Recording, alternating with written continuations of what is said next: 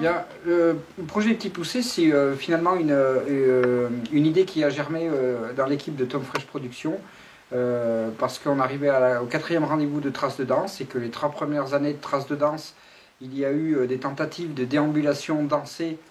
Il n'y avait pas réellement de projet, c'était des idées qui étaient jetées, mais enfin, ça n'a pas été facile de mettre en place. Et avec Tom Fresh, on s'est dit, on pourrait essayer d'écrire un projet, voir si on arrive à mener au bout.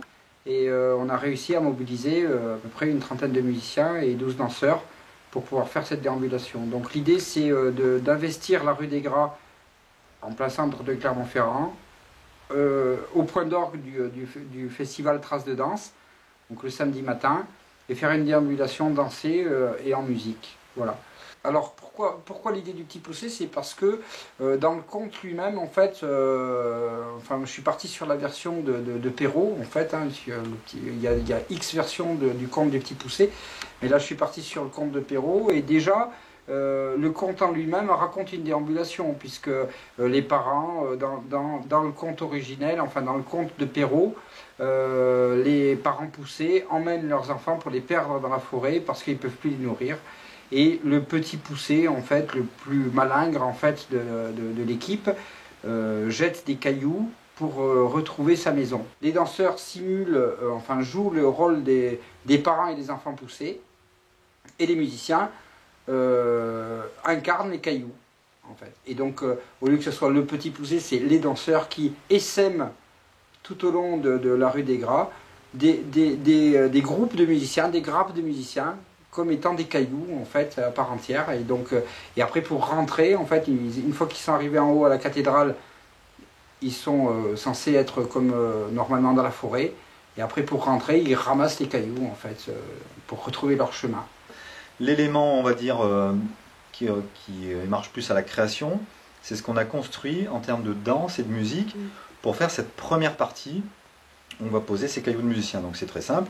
Il y a 2 mouvements, il y a un mouvement de cortège assez rapide, et un mouvement plus chorégraphié, qui est un cercle de danseurs qui s'installe autour de chaque endroit où on va laisser des musiciens.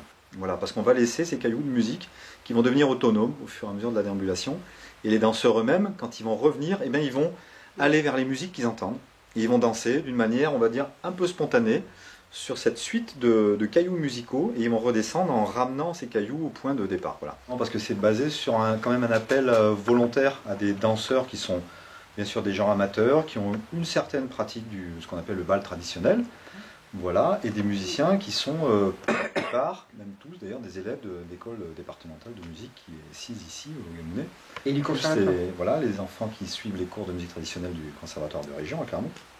Donc on avait un public de gens qui sont en formation, et on s'est dit il faut que ça soit participatif, il ne faut pas que ça soit extrêmement directif, et donc on a décidé d'entrer, de laisser une part à l'expression de ce que les gens connaissaient déjà. Et dans ce sens, dans la déambulation, dans une de ces 2 parties du moins, il y a tout un temps qui est laissé au choix des artistes qui s'expriment là, danseurs et musiciens, pour jouer un répertoire qu'ils aiment eux. Voilà.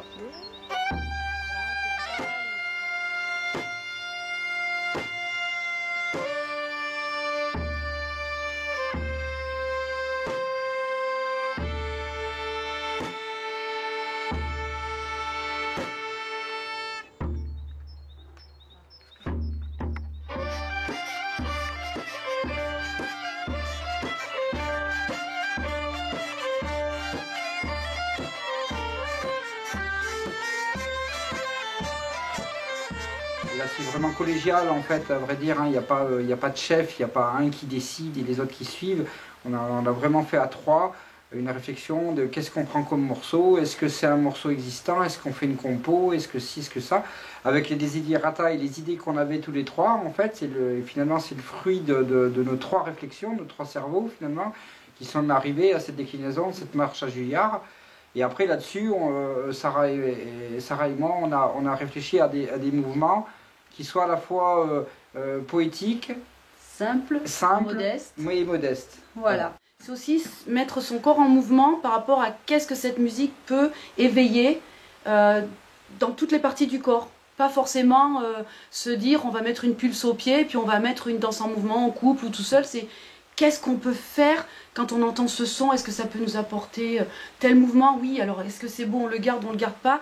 Et en fait, on a dit qu'on a monté des chorégraphies, mais on a fait des boucles et des cycles de mouvements qui nous ont amené des énergies et des forces et des douceurs et de la poésie. Et moi, je l'ai vu comme ça, je l'ai vécu comme ça. L'expérience qu'on va vivre ensemble, hein, parce que c'est vrai pour nous aussi, même si on en a fait pas mal, cette expérience nous construit dans notre capacité, encore une fois, à réinterroger ces formes de tradition, etc., leur répétitivité, leur côté changeant aussi, en fonction du partenaire simplement. Hein, danser en couple ou à plusieurs, bah, c'est toujours une nouvelle aventure parce que le partenaire n'est jamais exactement le même. Et donc, bon, on a l'espoir secret que ces traces-là donnent des envies, des forces à ces gens de se retrouver, de se réapproprier des choses et de déclencher aussi des moments créatifs, voilà, comme celui-ci. Finalement des traces de danse, quoi. Des traces de danse.